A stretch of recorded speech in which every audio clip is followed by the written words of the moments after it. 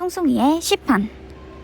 근로기준법 제94조 제1항에서는 사용자는 취업규칙을 근로자에게 불리하게 변경하는 경우 해당 사업 또는 사업장에 근로자의 과반수로 조직된 노동조합이 있는 경우에는 그 노동조합, 근로자의 과반수로 조직된 노동조합이 없는 경우에는 근로자의 과반수의 동의를 받아야 한다라고 규정하고 있기 때문에 이를 위반한 취업규칙의 변경은 원칙적으로 무효가 됩니다. 그런데 판례는 동의를 받지 않은 취업규칙의 불이익 변경에 사회통념상 합리성이 있을 경우 그의 효력을 인정하고 있어서 문제가 되는데요. 판례는 취업규칙의 작성 또는 변경이 그 필요성 및 내용의 양면에서 보아 그에 의하여 근로자가 있게 되는 불이익의 정도를 고려하더라도 여전히 당해 조항의 법적 규범성을 시인할 수 있을 정도로 사회통념상 합리성이 있다고 인정되는 경우 과반 노조 등의 동의 없이 변경이 가능하다라고 판시를 하고 있으며, 이에 더해 최근에는 실질적으로 근로자에게 불리하지 아니하는 등 근로자를 보호하려는 근로기준법의 입법 취지에 어긋나지 않아야 한다라고 판시하고 있습니다. 사회통념상 합리성의 유무 구체적인 판단 기준으로 취업규칙의 변경에 의하여 근로자가 있게 되는 불이익의 정도, 사용자 측의 변경 필요성의 내용과 정도,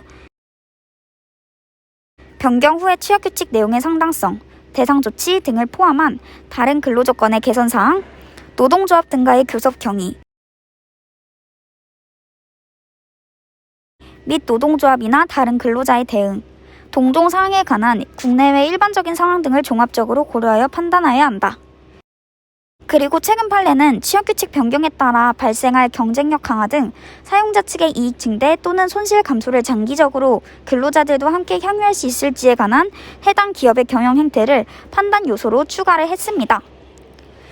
그러나 판례는 사회통념상 합리성 이론은 사실상 근로기준법을 배제하는 결과를 가져오기에 엄격하게 해석해야 한다고 말하는데요.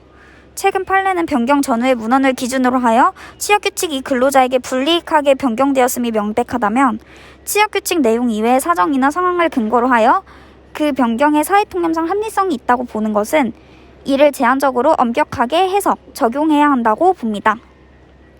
두 문자를 따볼게요. 필내 불법 사집동, 필내 불법 사집동, 실불보, 실불보, 불필취노상, 불필취노상, 경이손 장환경, 경이손 장환경.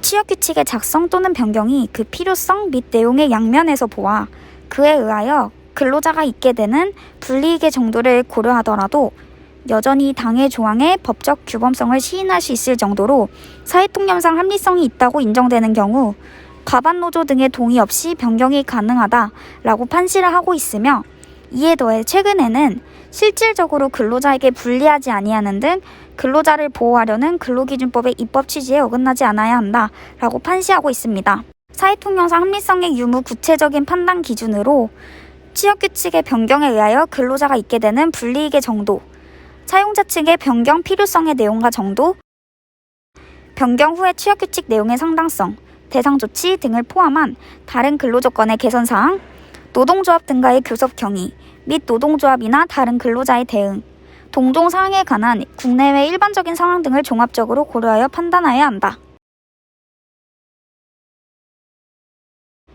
그리고 최근 판례는 취업규칙 변경에 따라 발생할 경쟁력 강화 등 사용자 측의 이익 증대 또는 손실 감소를 장기적으로 근로자들도 함께 향유할 수 있을지에 관한 해당 기업의 경영 행태를 판단 요소로 추가를 했습니다. 그러나 판례는 사회통념상 합리성 이론은 사실상 근로기준법을 배제하는 결과를 가져오기에 엄격하게 해석해야 한다고 말하는데요.